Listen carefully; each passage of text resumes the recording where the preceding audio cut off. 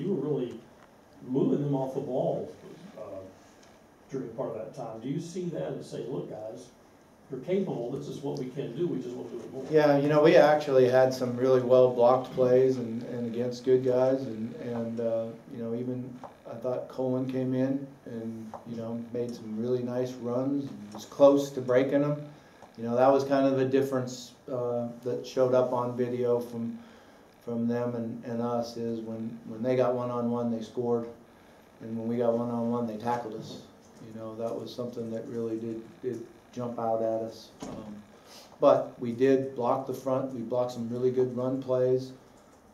We read some really good things by the quarterback on handing it off and the back being in the right spot. And that one drive, you know, we even got some power runs on them.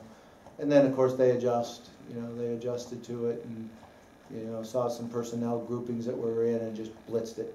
You know, and that's hard to run. You got to be able to make the checks, and that's how their answer to stopping that first drive was. You said you saw some frustration on the field on Saturday, but none of that's really carried over to practice, so that good attitudes today. Yeah, they worked hard and they had good attitude. You know, there was just some. It's hard losing games, and it's hard losing when you can't stop them and the score gets out of hand like it got out of hand. I do think that the offense continued to play extremely hard, and I think Malik had a lot to do with that. You know, he brought energy and he ran around and, you know, gave us some excitement. But guys went and made catches, you know, contested catches, and ran their routes full speed. Our offensive line kept working. But, you know, it's hard losing games, getting out of control. Now they're a really good football team. There's no question about that. But we're not where we need to be. When you're struggling like that, how do you as a coach? What do you do as a coach with your team to make sure that they're still happy and engaged and not discouraged? Yeah, you know, I spent a lot of time in the offensive huddle on the sideline, and some of that's hard to do. In practice? I'm talking about at the game the other day. Yeah, you know, try to make sure that we were talking to Puma all the time. Receivers had some input going on. I thought there was good communication in the huddle, but then I get out of it, and I'm still on the phones talking to the coaches, but you're not right in there with them. And then the defense, you know, they've been a group that has been able to stick together, and they're young, and they've kind of built on that. But we're going to continue to grow and get better. But it was the first time I think I've seen our defense that their look in their eye wasn't what you wanted to see from them.